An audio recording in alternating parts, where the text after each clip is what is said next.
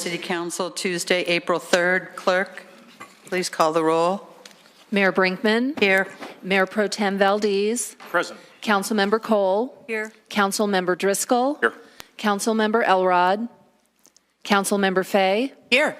Councilmember Schlachter. Here. Will you please rise for the pledge? I pledge allegiance to the flag of the United States of America and to the republic for which it stands, one nation, under God, indivisible, with liberty and justice for all. Okay. Council, any changes to the agenda? Seeing none, the agenda is approved as is.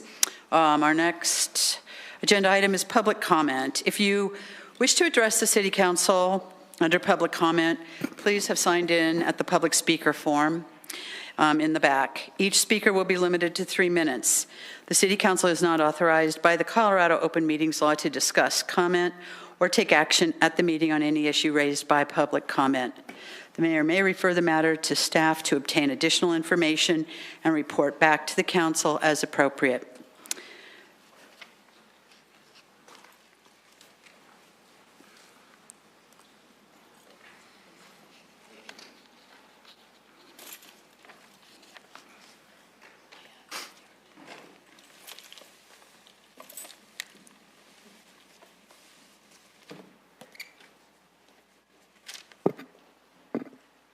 Thank you.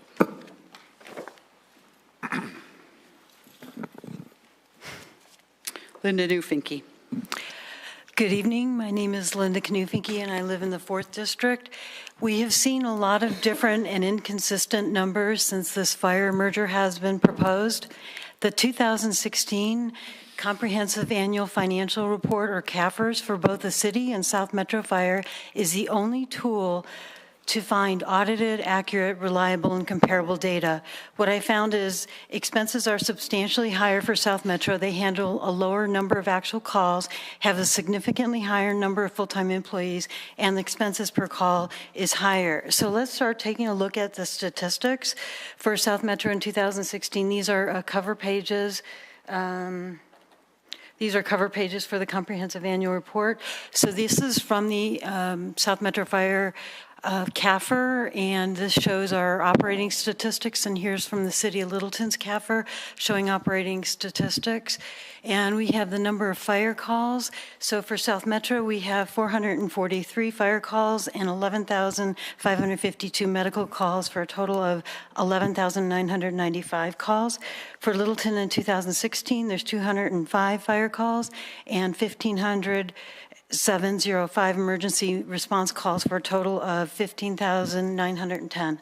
Littleton handles 4,153, or 36% more emergency medical calls than South Metro, and 238 fire calls, which is 54% less.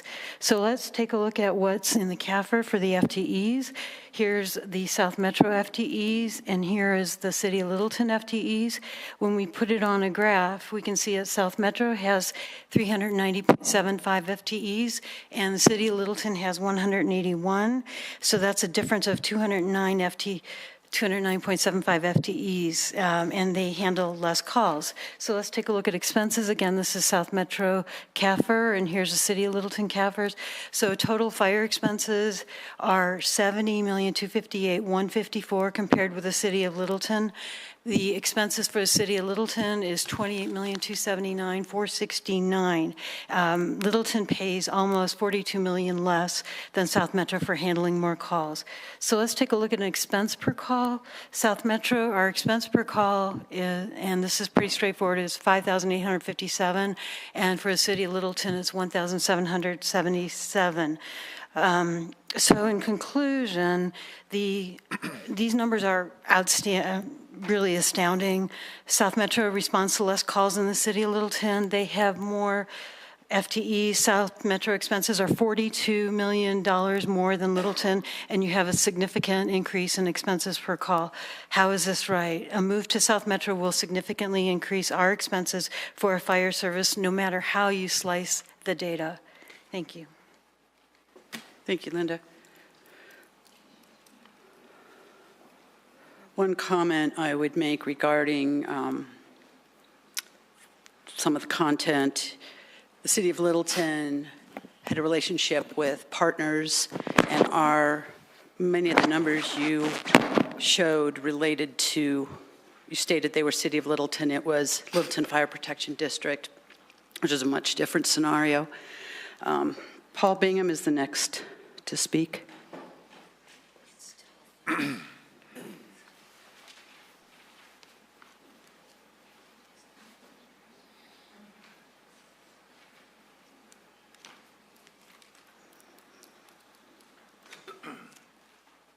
Good evening, Council. Paul Bingham, 236 West Delaware Circle. My purpose tonight is to Well, I want to talk about this unification contract. And my purpose tonight is to point out that this contract is not ready for prime time. It needs to be studied and worked on by the City Council. I think you folks have barely seen it, and let alone time to read it and thoroughly understand it. In describing the following problems, I'd like to refer to the portions of the contract by number 2C or 3B or whatever, but I can't because it doesn't even have those numbered elements in it. That's the first basic problem with the thing. It's not even close to being finished. The second basic problem is that it is very one-sided, with the city, that's us, doing most of the paying and giving. One glaring example is that the city gives all of its equipment, vehicles, buildings, and land to South Metro, including paying for some equipment that's not currently paid for. The bad part of that is, if this unification thing does not go through, the city doesn't get any of that back. South Metro gets to keep it all. The city is obliged to perform a Phase 1 environmental assessment to split the cost of a Phase 2 environmental assessment with South Metro and to pay all the remediation costs from the Phase 2 assessment for Station 16, even though Station 16 is not returned to the city as South Metro terminates the agreement. We essentially clean up the station at our cost and they can keep the station for free. The city is required to pay for Phase 1 environmental assessments on stations that are located in Highlands Ranch and Littleton Protection District, stations that the agreement recognizes are owned by Highlands Ranch and Littleton Fire Protection District. I'm going to skip some here because I'm running out of time. Another problem is that it has been discussed and agreed to in this council that staff will provide alternatives in their staff reports. There is no alternative in this staff report whatsoever. It simply says, proposed motion, vote for this thing. I ask you all, please vote to table this ordinance tonight. It needs a whole bunch more work. Thank you. Thank you, Paul. Next is Gloria Schon.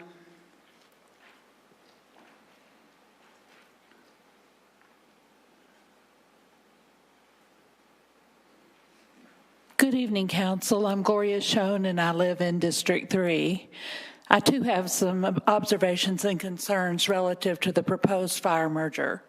Because the fire merger involves a tax increase, and boy does it, the proposal will likely appear on the November ballot. But should voters reject the merger, we understand South Metro will continue to hold elections at Littleton taxpayer expense until it eventually passes.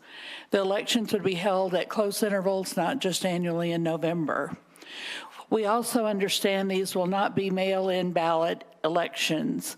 Yes, we hear voters would have to go to the polls, and those polls will likely be the fire stations, known for their ample parking lots to accommodate the voting public.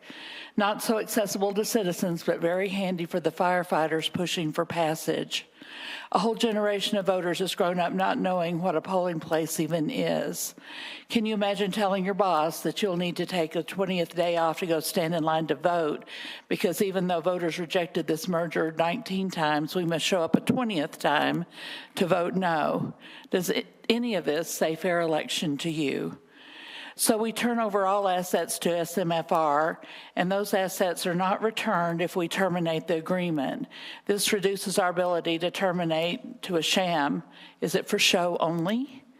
By comparison, Cunningham receives all of its assets and its employees back if it terminates its inclusion agreement.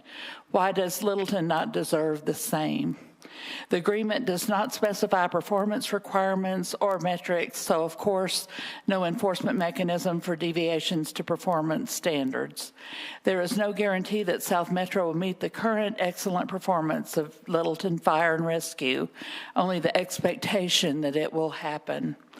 There is no provision for termination by Littleton if that expectation is not met.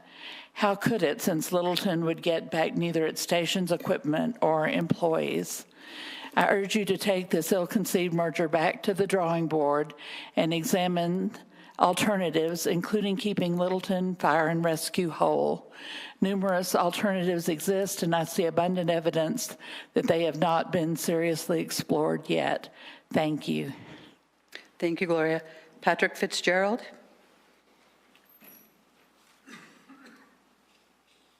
Patrick Fitzgerald, District 3. Tonight, I address the citizens and voters of Littleton, not council, who have the policy of not listening to these public comments. I will speak of issues leading up to 2 items on tonight's consent agenda, numbers 5A and 5B.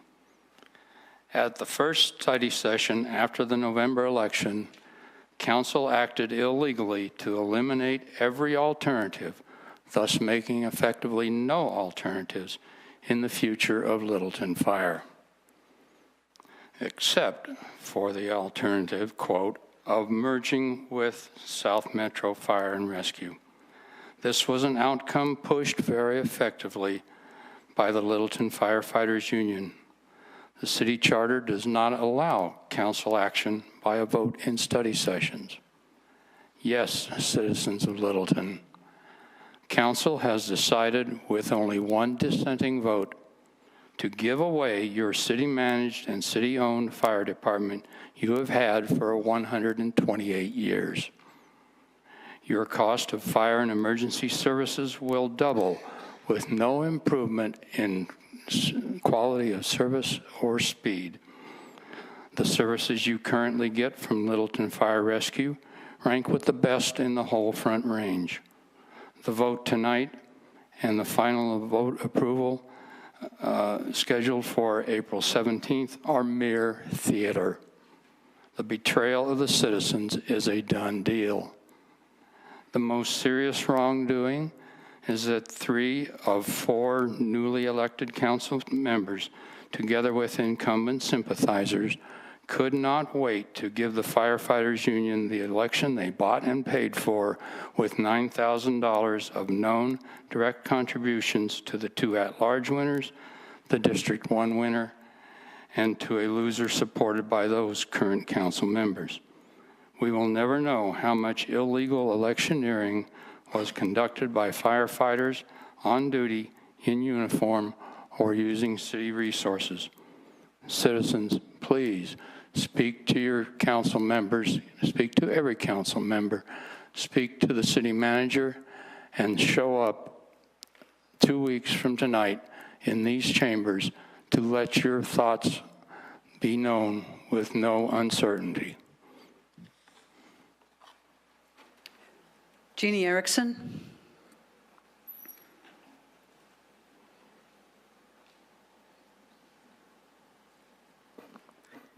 Good evening, Council. I have a new topic, Jeanne Erikson, District 1.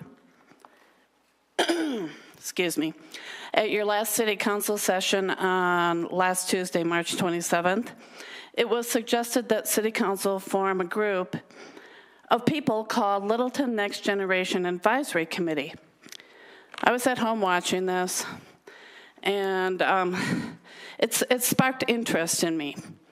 This committee would have membership appointed by City Council, and the age of this group would be between 17 and 34 years old. They may or may not be residents of the city of Littleton. Although it appeared that 4 council members were not in favor of this direction, the mayor decided to continue the discussion with a breakfast meeting. I'm confused. I do not think a committee that is age restricted should have any more of a right to council time than any other citizen. To me, that is age discrimination. We are allowed 3 minutes to speak in front of council twice a month regarding issues of Littleton. I would suggest that council consider giving back the extra minute that was taken away from citizens so that we could go back to the original 4 minutes that they were in the past. Many issues cannot be spoken in 3 minutes, and speed talking does not get the point across clearly. I would like to suggest that Council give back citizens our 10-minute session that we had and were able to speak on a topic with approval from the city clerk. And former member Cernanek was the one who reduced our time from 4 minutes to 3, and just all of a sudden took away our 10-minute comment, which was not abused by citizens whatsoever. I guess that makes it clear that he wanted not to listen to citizens whatsoever. The 10 minutes that was approved by the city clerk in advance of the meeting could also be used by those 17 to 34-year-olds that want to start a separate committee. I encourage all citizens to get involved with their local city government by attending city council meetings, study sessions, watching on TV. Those that cannot be there at 6:30 on Tuesdays, watch at your own convenience online. You can also get involved by checking littletongov.org, look for public hearings that may interest you, write an email, just come and sit at a meeting and see what goes on. Segregating citizens by age, to me, is a form of discrimination and would not be a good idea. Thank you. Thank you, Jeannie. Don Bruns.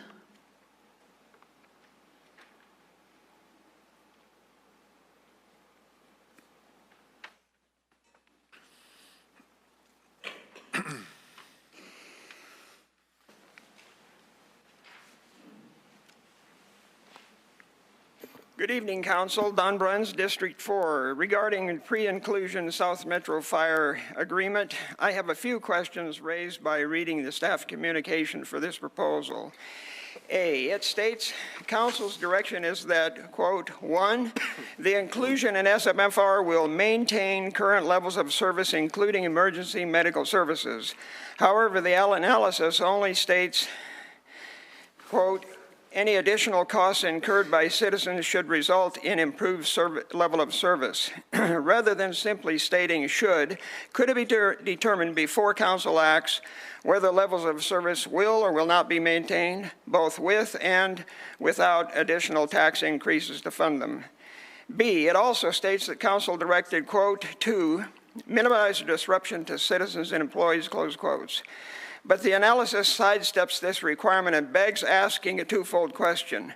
First, why would Council want only to minimize disruption to citizens? And why in the first place would the proposed agreement have to disrupt service anyhow?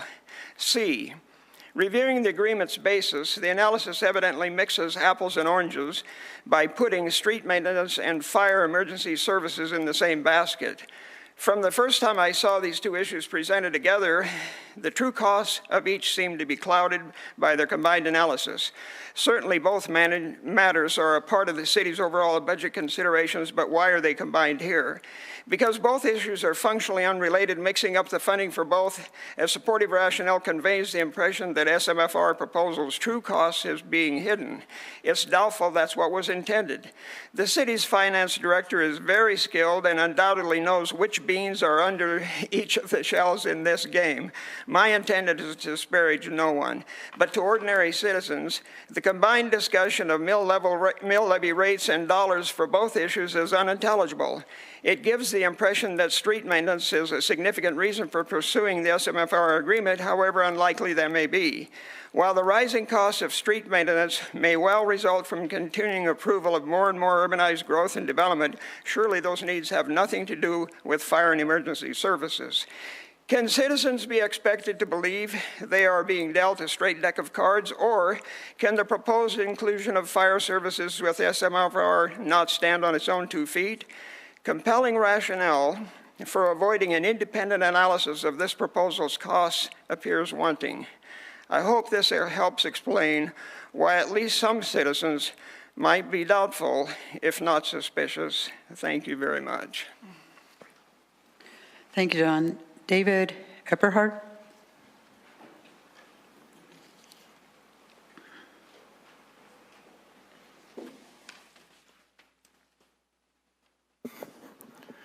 Hi, David Eberhard, 2006 West Davies. I'm relatively new to Littleton and have participated in my first city council election. I have been reading the Independent and learning where the election, where the funding is coming for some of the candidates. It's quite often coming from, well, places like the Firefighters Union. There's a conflict of interest with the vote for this proposal for those who are getting heavily funded by the Firefighters Union, and that doesn't seem to be expressed, and that bothers me. I'm trying to wrap my mind around this whole issue. All I've been reading from the beginning has been, this is terrific, it really helps the city of Littleton. And then finally in David Gilbert's column, I read that I'm paying $10 a month extra every month in order for this to happen. And I'm not convinced that our fire protection is going to be any different than what it was before. So I'm saying, whoa, you know, do I just say, I've lost my trust level in this thing, just saying, you know, who's benefiting by this? I don't think it's the voters. I don't think it's the citizens. And I'm voting for all of you to be here, and I don't feel that my interests are being represented. So that's why I've come to just say, you know, maybe we ought to back off of this. I guess there's still time, I'm not sure. And I wish you'd take into consideration all of the people living here in this city, because this is really a wonderful place. I like it here, and I want it to be well represented by all of you. And yet, I have my doubts right now. I've even heard, as someone said, that there is equipment that the city is giving to the district, and the equipment hasn't been paid for, and we're paying the bill. So we're giving them a free vehicle, or maybe more than one, and which hasn't been paid for, and we have huge expenses, and the city is just saying, well, shoot, that's fine, we're going to pay for it. That's not right. You know, we have individuals, I have car payments, I'll make those payments, but I'm not going to give the car away and still make the payments. Anyway, those things are bothering me, and that's why I'm here to, thanks for listening. Thank you, David. Pam Chadbourne?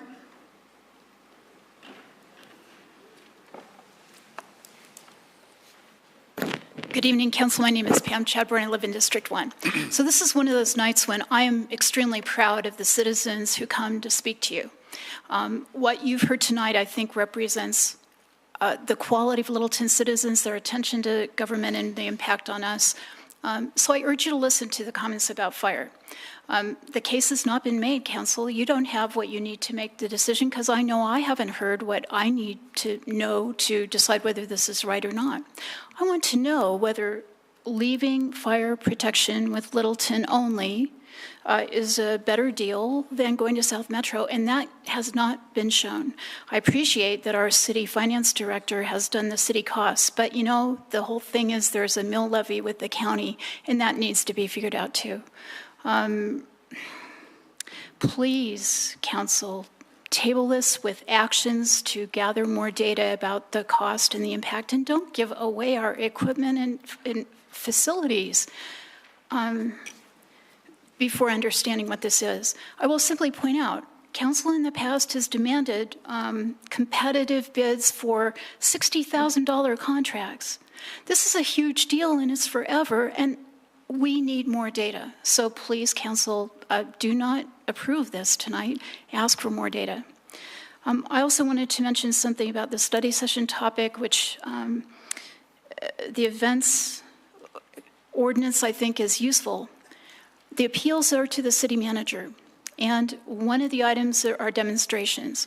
I kind of wonder whether the appeals should not be made to, in a public forum, to city council or something like that in the case of demonstrations. It's just a question, but it makes sense to me. I also heard what Jeanne Erikson said, and I agree with her 100%. So First off, I would like council to restore the 4-minute ability to talk, and also the opportunity to speak for 10 minutes in a scheduled session on a topic that, by the way, the clerk does not approve. The clerk does record that, but the request is made for the citizen. I don't think the clerk is the one who approves it.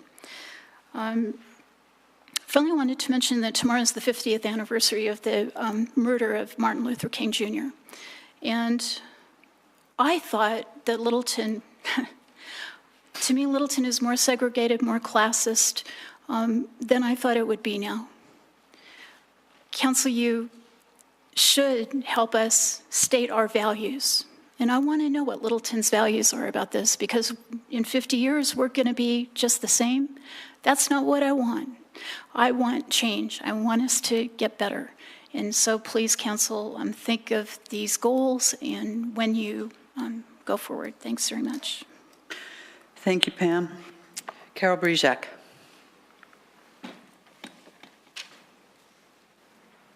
I'm Carol Brezak, live in the 4th District, and this is probably going to be a speed read.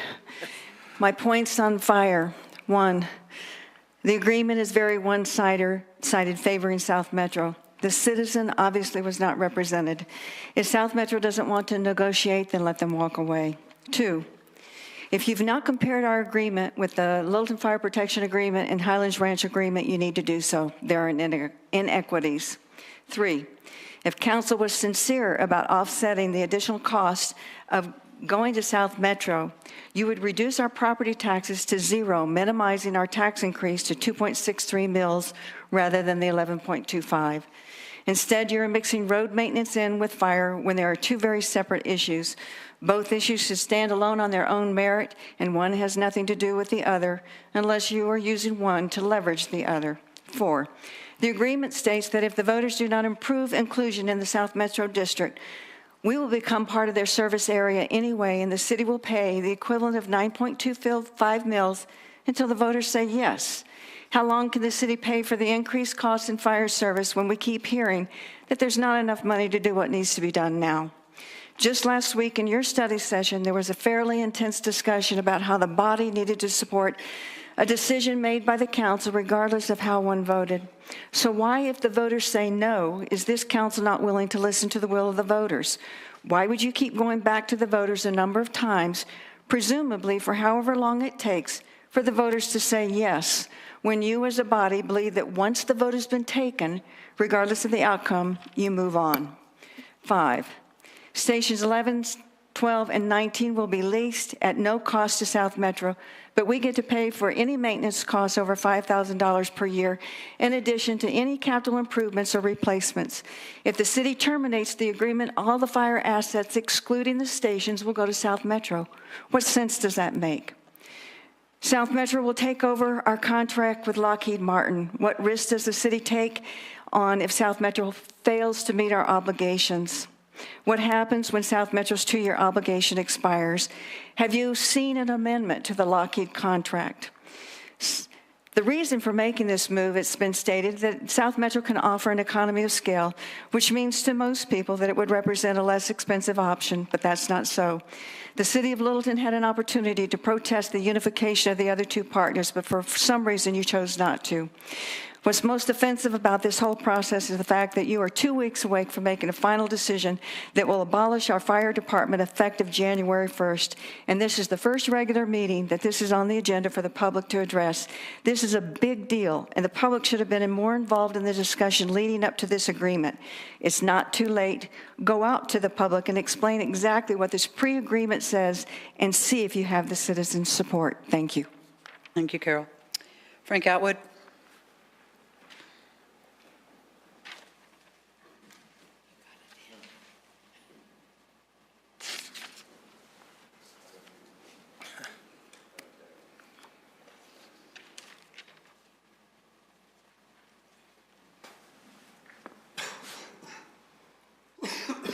Good evening, City Council. Frank Atwood from District 4. I'd like to address guiding principles, and especially Littleton's interests have a higher priority over special interests. Littleton, Not Littleton Fire, not Highlands Ranch, but Littleton, City of Littletons. I'd also like to say that in my mind, City Council, you're beholden to the residents. Some would argue you're beholden to the citizens and the voters, but I'll go with residents over donors. There's a priority here. Residents and Littleton. Littleton's residents. I'll change the topic slightly and just extend an invitation for a potluck party this coming Friday evening. Do see me for details or take down the phone number 720-260-1493. All are invited. And to include the television watching audience, look forward to phone calls from you. Okay, no one else has signed up. Wait, ma'am. Oh, I'm I sorry. believe I've got I didn't about a realize you minute and still a half. going. I'm sorry, Frank. Thank you. Once again, I'd like to come back to guiding principles. I felt Linda Knufinke's bar graphs were wonderfully explicit and damning. I'd like to see the city produce comparable bar graphs and address her on that. The guiding principles are Littleton's interests over special interests, and that you as City Council are beholden to residents over donors. And hope you all come to the potato party, potluck party. Thank you. Thank you, Frank. No one else has signed up, so at this point, if you'd like to speak, please raise your hand. You'll be called upon. Marty?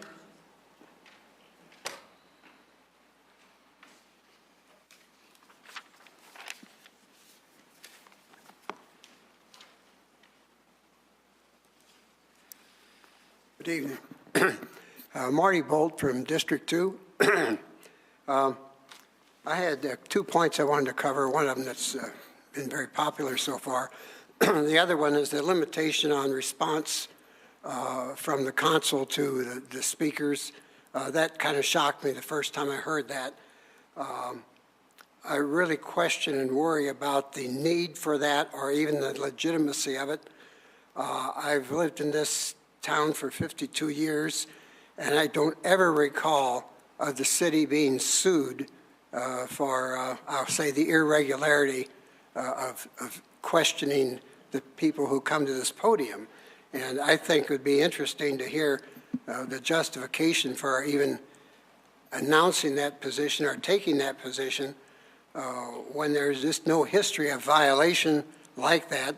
I know I've been insulted on more than one case when I was down here, and no one filed a suit against anybody for doing that.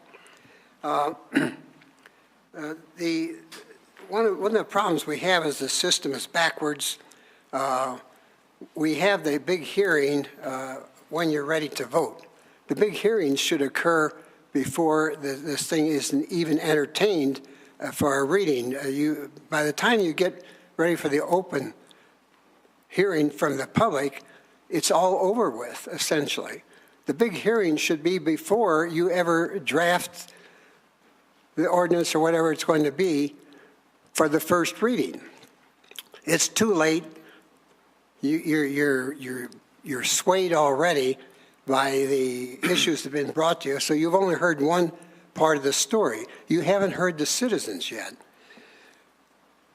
Quickly, in looking over the last draft I saw last night on the internet, it said that a $100,000 house would pay $10 a month for evaluation, or for $100,000 of evaluation was $10. That's what it said. That's what I read. And so if you have a median-priced house, you're looking at a $500 increase in your house taxes, if that is correct. That doesn't sound right, but that's what it said. That being said, there's I know someone who got an increase in their taxes without all the stuff that's going on of $400 a year. And so this, on top of that, would make it a $1,000 increase. And we haven't even looked at all of the tax increases that are coming down the pike that occurred through votes on the last election. Lord only knows how much that will be, plus the fact that our house prices are going up and our taxes are going to go up again. So we're looking at staggering amounts of money so far as I'm concerned. I hope that you can stop it now and have the citizens hearing before we go any further. Thank you. Thank you, Marty. Is there anybody else who would like to speak? Seeing no one, I'll close the public comment. And our next agenda item is our consent agenda. And I just want to make a comment regarding consent. We do have a couple of ordinances on first reading related to fire. The intention of an ordinance on first reading is simply to move it to second reading. And at second reading, we will have presentation from staff. We will have an opportunity to have a public hearing from the community. And so, again, the intention of a first reading is simply to move it to a public hearing. And I think that the important thing from this evening is the comments that we heard from the community. I do appreciate the community's interest in this. I appreciate everyone coming out this evening and sharing your thoughts. I heard so many things that were inaccurate, and I think it's a unfortunate event that level of inaccuracy is what is out there right now, and I think it's incumbent upon us to make sure that the correct information becomes available, and so that there is a better opportunity to view the facts and the data from reality, whether we agree with it or not. But a lot of things, council didn't vote to give this away. The cost doesn't double. The service level does not go down. There was no illegal electioneering. The increase is $10 on a $350,000 home. So there's a lot of things that I think that the community needs to hear and see. I know that staff is planning a pretty aggressive outreach to the community. The other thing I wanted to make clear to the community is the vote tonight, of course, as I said, to move it to a public hearing. At the public hearing, the vote is not to approve the contract. Council is not approving this contract. Council is voting to move this to an election. Council is voting to move this to an election, pre-inclusion agreement election that will go to the community. So the community will vote on this. Council is simply making a decision to send it to the voters. So hopefully that clears up some of the issues. Staff, I know that you are aware of the concerns that were voiced tonight, and that we'll hopefully be able to address those in a nice public fashion in a couple of weeks and have a good opportunity to share with the public what we've heard this evening. So I will go ahead and start with the consent agenda. Consent agenda item A is, I'll read it first, an ordinance.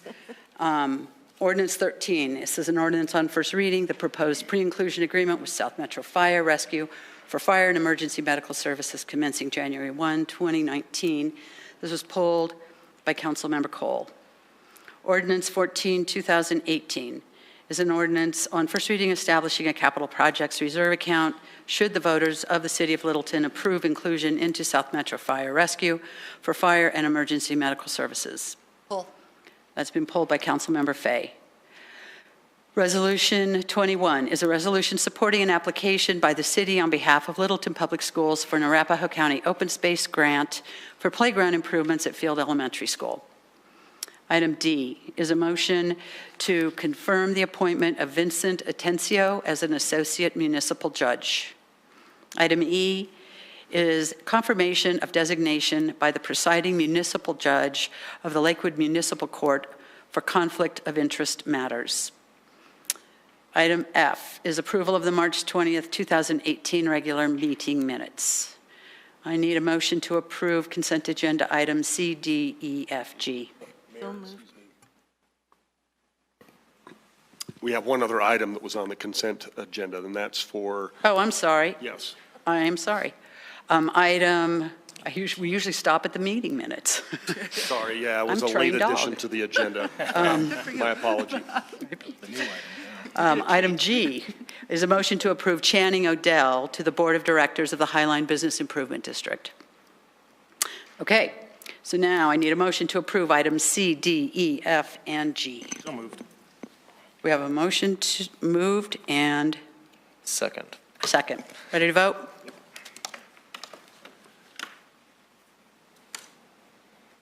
The vote is 6 in favor. The motion carries unanimously.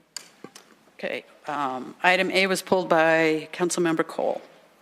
There is a minor error in what is before us. On the attachment with the whereases and therefores, it says passed on second and final reading following a public hearing by a vote, et cetera, 17th day of July, 2018. So I would move to change that to April. On the Where are you looking again? on the ordinance where we vote and so forth. Mayor, Councilmember Cole, I caught that, and we will have the ordinance corrected. It will actually be corrected to the proper date. My apologies for that. Thank you. We don't need a motion then. Okay, thank you. Okay. Okay. Councilmember, I'm sorry. Any other comments?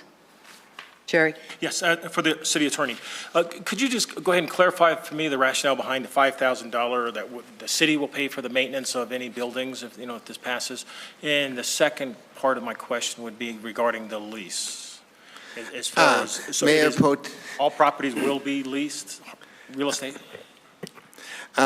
Mayor Pro Tem, members of the council, I can do that. Normally on first read, the charter envisions that essentially you're only doing two things, which is directing its publication and to authorize it to move to second read. If it's agreeable with the council, I would like to just do an email to all of you and address that in an email. But I'm a little bit, I don't want to be in essence doing something that, when the charter envisions this is all we do on first read. If it's agreeable, can I just respond to you by an email and cover those issues? I would like to hear it tonight. I know in the past, if we had questions at first readings, they'd be entertained.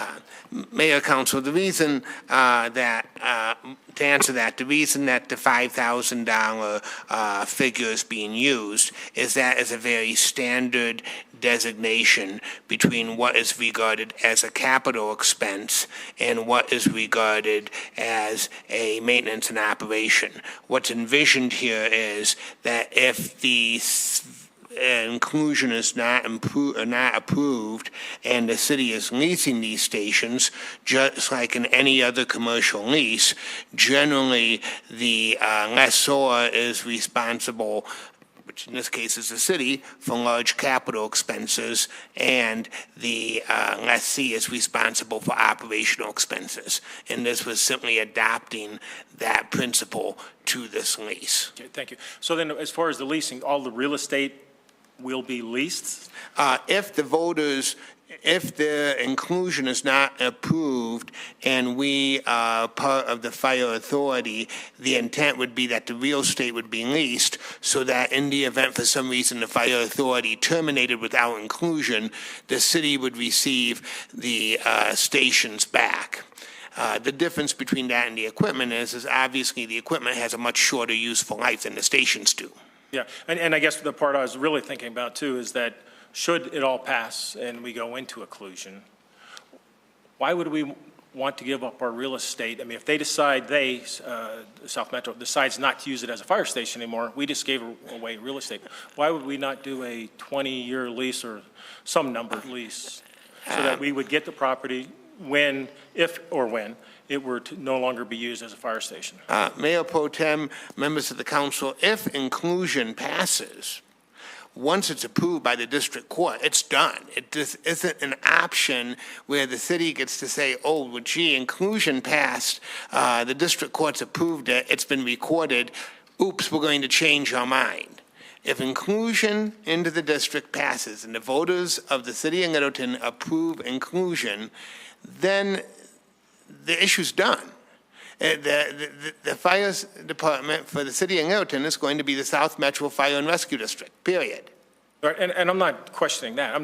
But the real estate itself, we have to give up should it go into inclusion? Realistically, I mean, I suppose we could have negotiated an agreement where they would have purchased the real estate. What the end result of that is that the taxpayers pay twice. They pay once for the city of Littleton to buy it, and they pay a second time for South Metro to buy it. But I'm not looking for them to purchase it. I'm saying, why could we not lease it for them $1 a year for 20 years or something like that? Basically, because once inclusion is approved by the voters, and the voters agree to inclusion, these are fire stations are customized facilities. They're designed to be a fire station. The city isn't, in essence, the same taxpayers who've had that station all along and paid for it are still going to be having that station. In negotiating this, we looked at different models. This was the model used by South Metro in each of their prior acquisitions, and I think it's consistent with protecting the best interests of the residents and taxpayers by not having, if we'd done a lease, the question is, from their standpoint, in terms of South Metro, in the future, if they want to make improvements to those stations, it becomes very difficult because for doing financing and things based on a leasehold interest. It's not in the district's interest, it's not in the city's interest to make it impossible to make improvements. In looking at this, we internally discussed a number of options. We determined this was the best option. It's the option I would recommend. I've been involved in a number of property transfers between governments, and this is certainly the option that for the long-term interests of the citizens and residents and taxpayers, I would submit this is the best option from a legal standpoint. I appreciate it. Thank you. Okay. Council, I would suggest that if there are additional questions, it would be of great benefit to submit those to staff in writing, staff in ample amount of time, so that staff has the opportunity to respond back to those and include it in the record for the public hearing. And I did submit those to the attorney. Okay, and in order to continue the first reading and staying within the guides of the first reading, it really, truly, the discussion, debate, questions, and answers, it needs to be held at a public hearing where the public is notified that that's the point in time where they can expect that. City Manager? Yeah, Mayor, if I may, just adding to that, not only to your point, but it also allows staff to, if the council's got additional questions, to kind of fine-tune our presentation for the public hearing so that we can address that very specifically in the presentation. May not necessarily be detailed in the staff communication, but your questions help us with that. And quite honestly, even questions from the public as we get those will also help us kind of fine-tune that presentation. Thank you. I would like to speak. Councilmember Fay. I see so many big problems in the draft of the agreement that leaves Littleton so much on the short end of things that I'm really, really concerned about going forward at all on this. I would like for people who don't know the story of how we got to where we are now to tell about that. Councilmember Fay, I don't believe that this is appropriate time for that. I think I have the floor, so I would like to continue. Well, as presiding officer, I'm sorry, but I think that at this point we have a first reading, and the first reading is intended only to move it to a second reading. So I will respect your position, and I will note that I have been shut down as a council member. I believe that all council members have equal voice, and you have chosen to put your voice ahead of mine. Within the protocols and the decorum of the meeting. I would like to move that we table this and take it to a study session so that we can straighten out the many problems before we move forward. Okay, we have a motion to table to a date. Do you have a date? The next study session. A motion to table to the next study session, which would be Half hour. Oh, the one after that. the 10th, April 10th. Do we have a second? Second. We have a second. Okay, we have a motion and a second to table it to April the 10th. Ready to vote? The vote is 2 in favor, with council members Driscoll, Valdez, Brinkman, and Schlachter voting no. The motion fails. Okay. Now, I need a motion. Councilmember Cole, did you want to make a motion to put it back on or not? I need a motion. Oh, because before I was making that motion and then I was tabling and so Well, you now- pulled yes. it. You pulled it, so typically the puller puts the motion back So on. I'll move, since we are progressing, I will move to pass this on first reading. Okay, we have a motion to approve the ordinance on first reading concerning a pre-inclusion agreement between the City of Littleton and South Metro Fire Rescue, and to set the second reading and public hearing for April 17th, 2018. Second. And we have a second from Councilmember Schlachter. Ready to vote? Yep. The vote is 5 in favor, with Councilmember Fay voting no. The motion carries. Okay, ordinance B, Councilmember Fay. B. Well, item B, ordinance 14. You pulled that from consent. Oh, I did, just because we had, it made no sense to go forward on that on the consent agenda since item A was pulled. Okay. So I withdraw the pull, or however that We need a works. motion. Do you want to move to put it back on? I move to put it back on. Okay. A motion to approve the ordinance on first reading establishing a capital projects reserve account should the voters of the City of Littleton approve inclusion into South Metro Fire Rescue. Oh, I'm sorry, I need a second. Second. Got a second from Councilmember Valdez. Fire Rescue in the November 2018 election, and to set the second reading and public hearing for April 17, 2018. Ready to vote? The vote is 6 in favor. The motion carries unanimously. Okay, so that's our consent agenda. We have no items under general business. We have no ordinances on second reading and public hearing. This brings us to comments and reports. I see nothing from the city manager. No report, Mayor. Okay. And Councilmember Cole. No, but thank you all for coming. Councilmember Driscoll. No report. Councilmember Valdez. Councilmember Schlachter. I just attended the museum board meeting last night and just wanted to report that, let's see, Sheep to Shawl is April 14th on Saturday. Wednesday, April 11th is the Wonder Wednesdays. Topic is what is a neighborhood? It's a discussion at the museum, put on by Friends of the Littleton Library Museum. And I got a first look at some of the priority-based budget numbers done by the museum last night that he presented to the board. It's interesting to kind of see what they've been doing with the programs. They got over 80 programs, just the museum alone, that they've identified. So, oh wow! Look forward to seeing the rest of that from the city. Exciting. That's it. Councilmember Fay. District 3, a meeting on April 21st, coming up pretty soon, and city manager will be there to answer concerns, and we'll have a behind-the-scenes tour of the museum, both indoor and out, by the director. That's all. Thank you. I have no report.